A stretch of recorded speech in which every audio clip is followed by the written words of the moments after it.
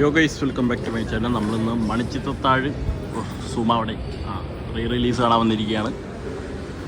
Experience എങ്ങനെ ഉണ്ടായെന്ന് പറയാം.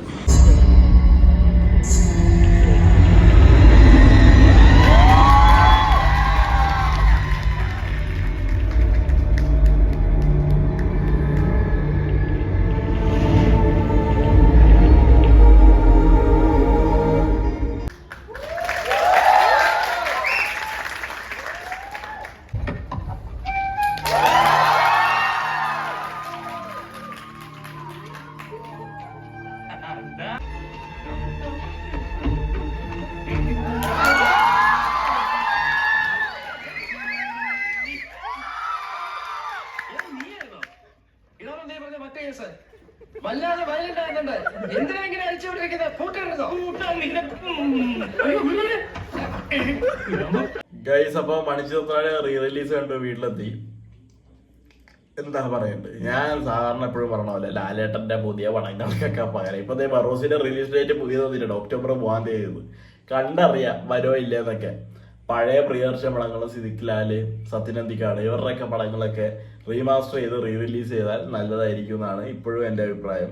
അതിന് മണിച്ചിത്രത്താഴ് എന്ത് രസമായിരുന്നു കണ്ടോണ്ടിരിക്കാൻ. അവന്മാര് ഒരു എന്താ പറയാ, മാറ്റിനി നൗ എന്ന് പറഞ്ഞ ഒരു യൂട്യൂബ് ചാനലായിരുന്നു അവർക്ക്. അവരാണ് ഈ സാറിന് ഈ പഴയ പടങ്ങളിലൊക്കെ എടുത്ത് റീമാസ്റ്റർ ചെയ്ത് യൂട്യൂബിൽ ഇടുന്നത്. അവന്മാരാണ് ഈ സംഭവം എടുത്ത് ചെയ്തത്. നന്നായിട്ട് തന്നെ ഉണ്ട്. അവർക്ക് പറ്റണ പണി അവർ ചെയ്തിട്ടുണ്ട്. 4K അറ്റ്മോസിലാണ് ഇതിന്റെ DCP വന്നിട്ടുള്ളതെന്നാണ് ഞാൻ കേട്ടത്.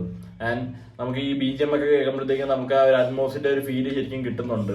വിഷ്വൽസ് ആയാലും അത്ര ബോറൊന്നുമല്ല. എന്ന് വെച്ചാൽ ഫിലിമിലെടുത്ത പടത്തിനെ എത്രത്തോളം ആക്കാൻ പറ്റുമോ അത്രത്തോളം അവർ ആക്കുന്നുണ്ട്. അല്ല നമ്മൾ എന്താണ് പ്രതീക്ഷിക്കേണ്ടത്? ഈ പറയുന്ന പടം പോലെ മറ്റേ 4K എടുത്തതുപോലെ തന്നെ വരണമെന്നൊന്നുമില്ല. ഫിലിമിലെടുത്തവന്മാര് വെട്ടി ഒട്ടിച്ച് വെച്ചിരിക്കുന്ന സാധനത്തിനെ ഇപ്പൊ എടുത്ത് നല്ല രീതിയിലാക്കിയിരിക്കുകയാണ്. അന്ന് മറ്റേ ലൈറ്റ് കറക്ഷനും കളർ ഗ്രേഡിങ് ഒക്കെ എത്രത്തോളം പറ്റും ഒന്ന് വെട്ടിയൊട്ടിക്കലായിരുന്നു പരിപാടി മൊത്തം.